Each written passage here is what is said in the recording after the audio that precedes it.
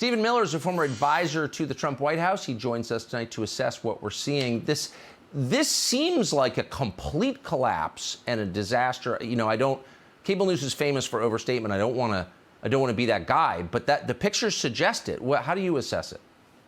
The only danger right now, Tucker, is that we understate the problem. Okay. The only danger is that we fail to convey to people what is happening before our very eyes.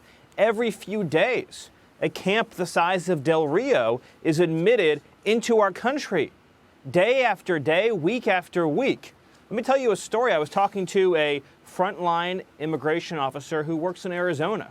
He says that people from all around the world, they book flights to Tijuana, they book flights to northern border towns in Mexico, they pay a small bus fare to drive 1 hour to the border in Arizona, they walk up to border agents, they turn themselves in, children, families, teenagers, and single adults, on the certainty that they will be admitted into the country. That is how mad things have gotten.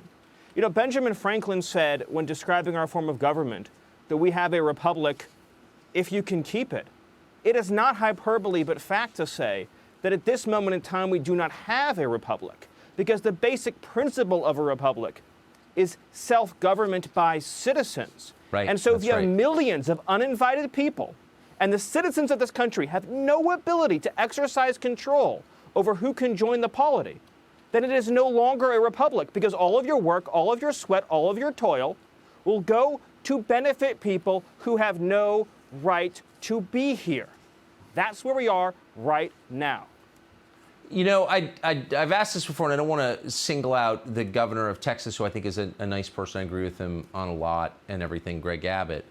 But it seems to me the only solution I can think of anyway is for the Texas National Guard to say, it's our state, we're securing our border, you can't do this. And if that provokes some kind of crisis with the federal government, so be it. But why doesn't he do that? Is there some reason that I can't think of? Well, what you're describing is the use of Article 4, Section 4, and that relates exactly to the point that I was making.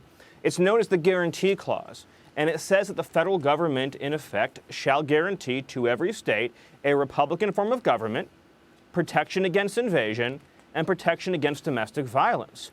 All three of those tests have been failed by the Biden administration. So they're violating their commitments under Article 4, Section 4, which I would argue does in fact empower any border state to control their own sovereign territory. And if they don't, and if somebody doesn't hold this presidency accountable, there won't be a country in a period of time.